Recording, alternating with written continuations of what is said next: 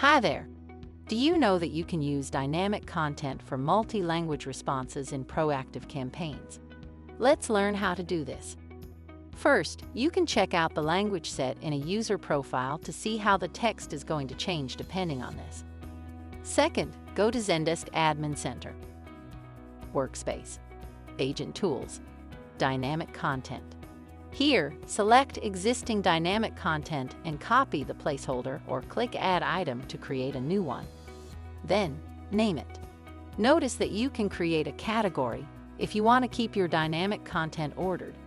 For example, our category will be for proactive campaigns.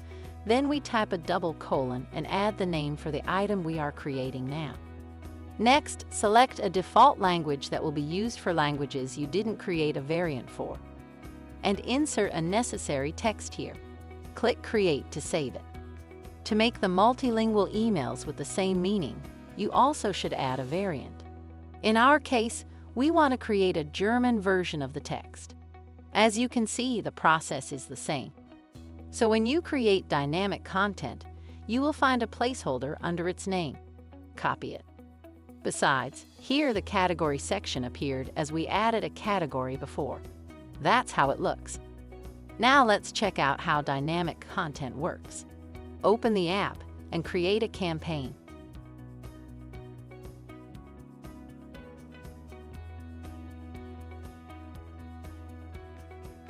In the third stage, paste a copy placeholder in the email body and continue as usual.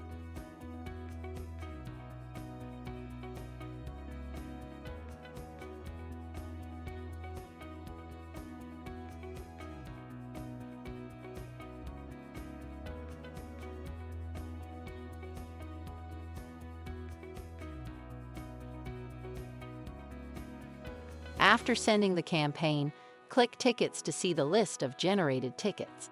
Here we click the eye icon to check whether the placeholder works or not. As you can see, the contact with the German language in their profile has got an email in German,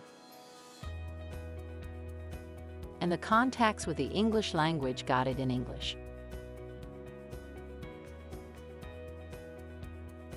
If this tutorial is helpful, visit our website to learn more about the proactive campaigns features. Thank you for watching and see you in the next video.